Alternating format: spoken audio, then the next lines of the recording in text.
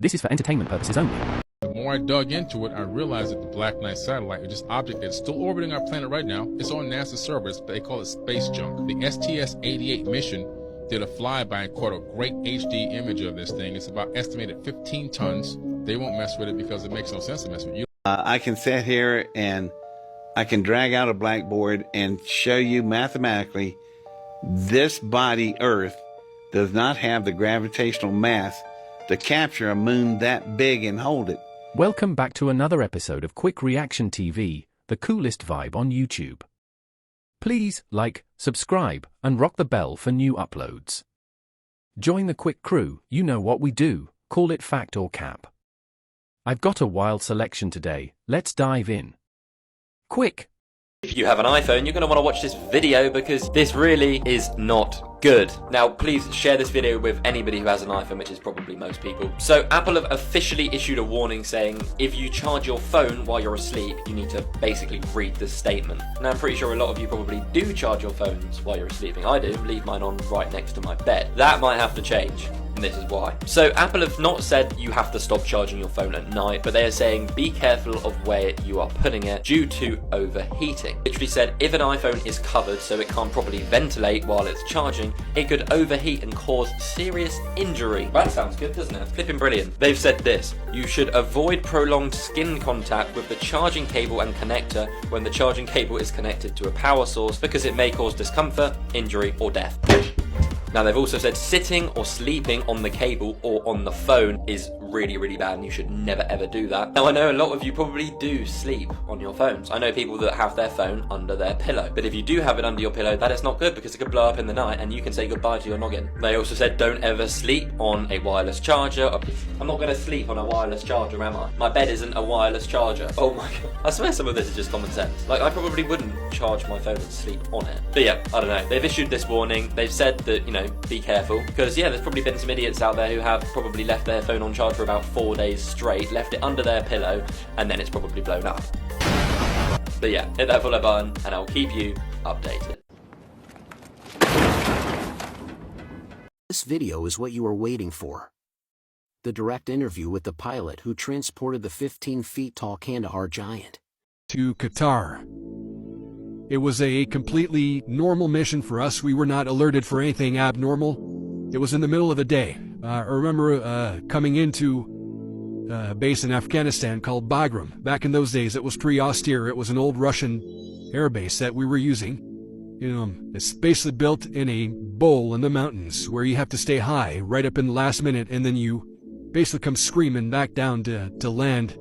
The area to the side of it was called the Valley of Death because during the Soviet days with the Mujahideen, they had fired the rockets into a lot of the helicopters, so you could see all kinds of wrecks and stuff in the valley below, which for the most part I didn't pay attention to because I was a little busy getting the airplane on the ground safely. We landed and basically was told to taxi to the very end of the tarmac, and like I said, it was middle of the day, very hot. I remember that. We opened the doors and unloaded the equipment that we had brought in, and then we were met at the aircraft by what we later on called the babysitters, but they kind of introduced themselves and said, hey, no cameras, nobody's taking pictures here, we're moving some high-value stuff. When the load got there, we're very, of course, curious to see what it was, because that's just the way you are when you're told that you're not allowed to have a camera. They say this thing had been dead for maybe a day or two, but it stunk. And when I say stunk, I smelled dead things before, but this had a more of a, I want to say a musky stink, kind of a, not really a decay, but more of a, if somebody hadn't taken a shower in like 10 years, type of a musky stink, is all I can tell you. And it was basically a dead guy, and this guy was extremely large. And when I say large, our pallets are basically, if I remember correctly, about 9 by 12 feet or so. This guy was laying in a fetal position on the pallet. So he filled the pallet. We estimated his size at approximately 12 to 10 feet tall. I did see his skin color. I was expecting somebody of more Arabic descent, being an Afghanistan role. I know he was dead, but he was very pale, very white. Another thing that us and the rest of the crew did was we took our feet. He was in a fetal position, so you could take your feet and put it kind of, you could see where his feet were there, and they were wrapped up. He did not have shoes on, but he had like looked like he was wrapping them in some kind of a canvas type stuff. But we were sticking our feet up next to his feet, and then his feet were extremely big. We know that the standard weight on one of those pallets is about 1,500 pounds, and I do remember that Loadmaster did the weights, and it was around 1,100 pound guy. The pallet sits on dunnage. You know what dunnage is? It's basically like railroad ties so that you can get a forklift underneath it and pick it up. So it was on dunnage, and basic dunnage is like maybe a 4x4. And then the pallet is, say, yay thick. It's actually aluminum and balsa wood.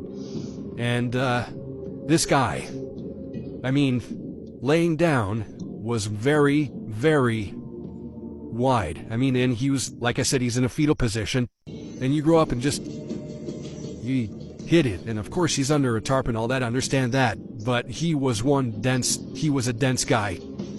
We questioned the babysitters and, hey, where'd you get this guy? And some of the army guys that were with him were relayed to us that this guy had, I guess, been living up in the mountains next to a village where the villagers basically treated him like a god. I did infer that they were making sacrifices to this guy because they said they found bones of people.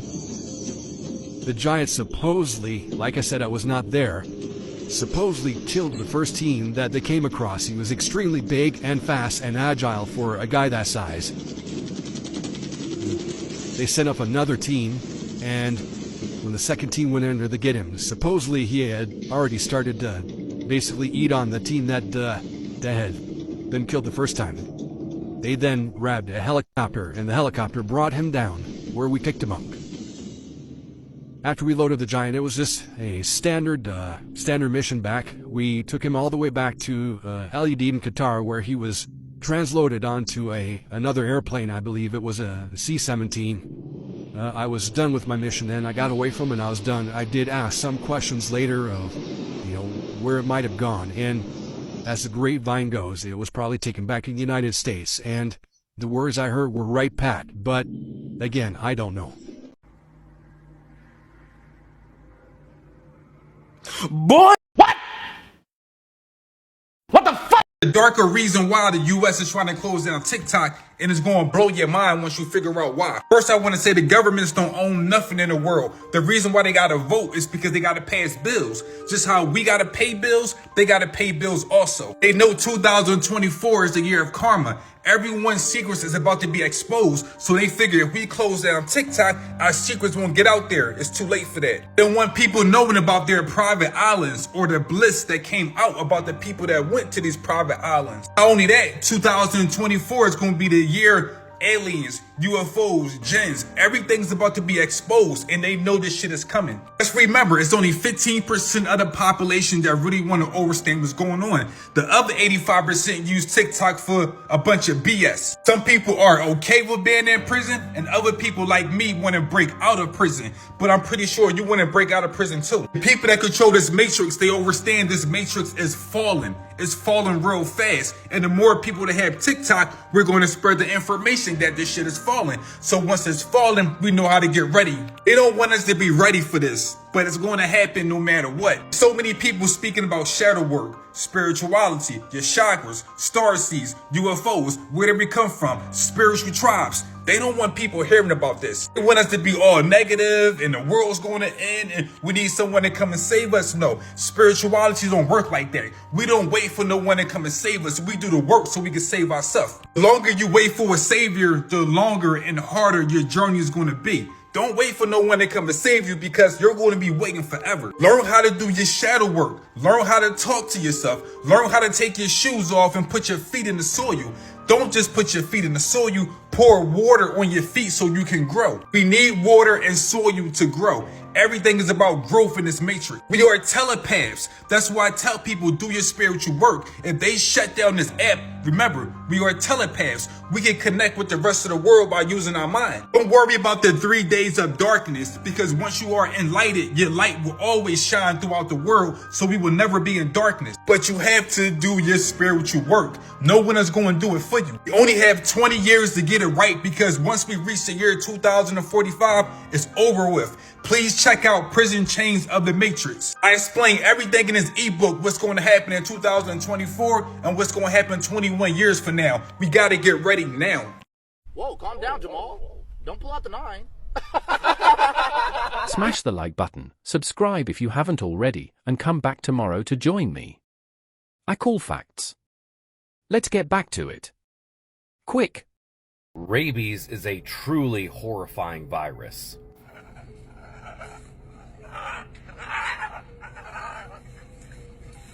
One thing I haven't talked about with rabies, though, is what it does to the body and why it does it. Rabies can only be spread through the saliva of the infected animal. Although it's believed that potentially even an open cut or scrape with the saliva on it could pass it on, you basically have to get bit. When a rabid animal bites another rabid animal, all mammals, by the way, only mammals, the virus will travel up the nervous system into the spinal cord. It can sit there dormant for up to 90 days, and in between this time, you have to get vaccinated. Otherwise, as soon as it makes the jump into the brain, it rapidly multiplies, and at that point, it's too late. The virus then makes its way into the saliva and binds to acetylcholine receptors, messing with the animal's brain and causing them to become aggressive to bite. Still not 100% known why it makes the animal aggressive when this happens, but it does. Rabies basically hijacks the animal's mind to trying to pass it on to other animals, making it aggressive and wanting to bite. And because the saliva is where it's transmitted, it makes it so that whenever an animal goes or even thinks about drinking water, it causes severe muscle spasms in its throat, leading to hydrophobia, because drinking water would wash out a lot of the virus, making it harder to pass it on. It ain't me. Ain't me. I can sit here and I can drag out a blackboard and show you mathematically this body, Earth, does not have the gravitational mass to capture a moon that big and hold it. And then not only hold it in a tidal lock. There's also, if you would check with Cherokee and the Hopi Indians, they have history, before white man ever showed up, of moonless nights, meaning the moon wasn't there. Then there's Neil Armstrong and all his stuff.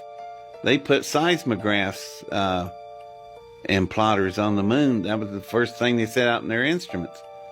Then they got up and fired the upper section back into the moon. When it crashed, the moon resonated like a bell. These were seen over San Diego last night. Sarah, get out here! I've got 2 different angles of this. What is that?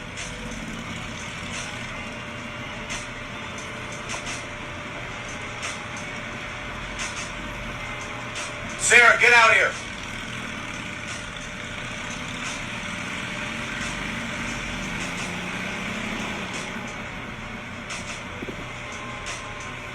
Sarah!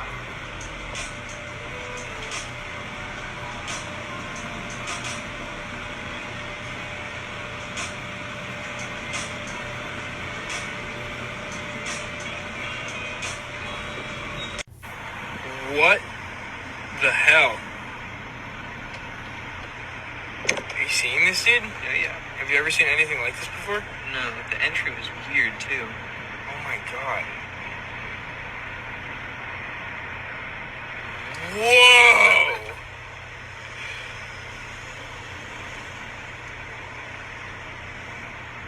Those are spaceships, dude.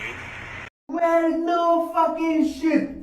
Is it me, or are we starting to see signs of the 4 horsemen in the Revelations? And if you turn to Revelation 6, they talk about the 7 seals. And when the first seal opened, the first horseman is released. He is a rider that's holding a bow and rode out to conquer, bent on conquest. So we all know what's going on in Ukraine, right?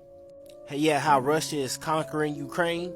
And then we know in the beginning of sorrows, nation will rise against nation, sound like the conqueror. Does that not sound like this situation right here?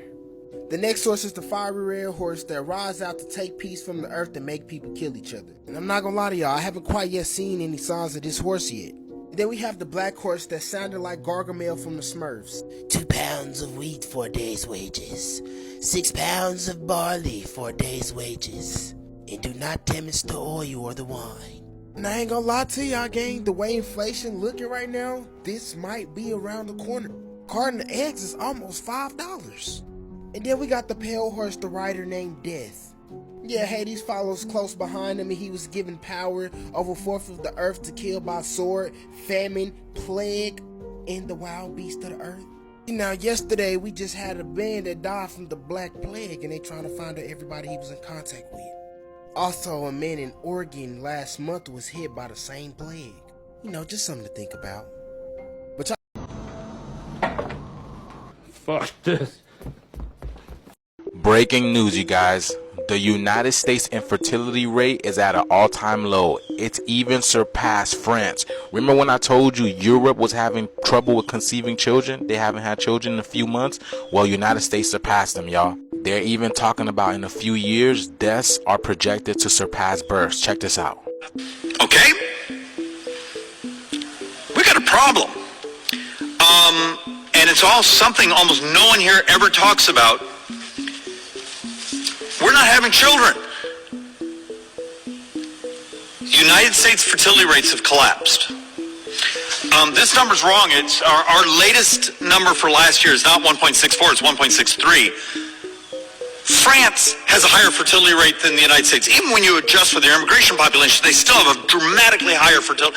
Most of Western Europe looks like us, and we're worse than a whole bunch of the world. How do you and I set public policy so 25 years from now, remember, Social Security is substantially a pay-as-you-go system. Today's workers are functionally paying for today's retirees. The trust fund was the shock absorber. Trust fund is disappearing. But my future generation of workers is going to be smaller. And you're already seeing this in school districts all over America, where the number of students they have are shrinking. I showed y'all that. Are we willing to have the really interesting discussion of, okay, are there things we could do economically to make it so family formation, so there's more children? There's things we could do to help, but almost every country it's tried has not been able to change fertility rates. I think in Hungary, I think I saw something that, you know, 3rd child, they buy you a house, 4th child, you get some sort of like prize, and it's barely ticked up their fertility rates. It's a really difficult question happening all over the industrialized world. So if you can't really change it, do you actually build public policy to deal with it? Do you accept the fact that we're going to have a lot more automation? It means capital investment. Are we going to have to find ways to safely adopt artificial intelligence into society so the labor force is maximized in its value and what they earn and productivity? Those are policies we need to work on. You've seen the intellectual capital of the conversations we have on the floor here.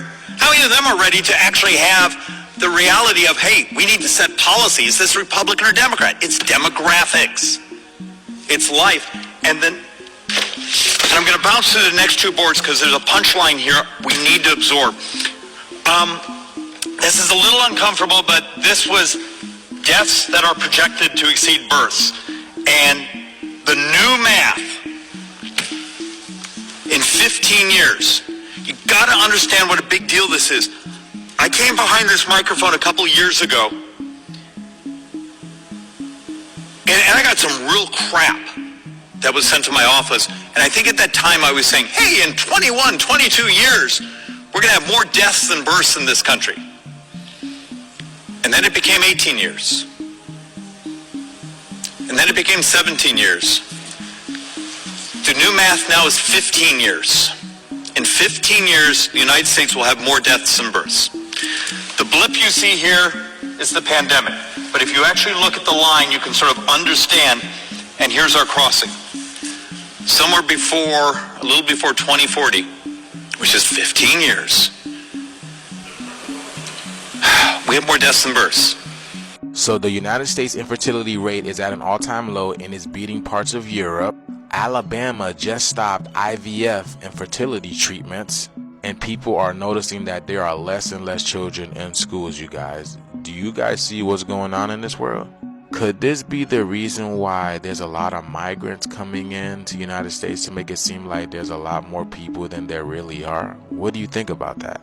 Remember, you guys, the United States is not the only place experiencing this, but now they are at the lowest. They're at the bottom of the bottom. So yeah, what do you guys think is going on in this world, y'all? It's over for you thoughts. It's over. It ain't that time. It's over for y'all. The other thoughts made it bad for you. If you made it this far, I appreciate you for coming to kick it with me. Like, subscribe, and join the Quik crew, and comment on today's video. Share this with your friends. Thanks, and I'll see you in the next one. Quik!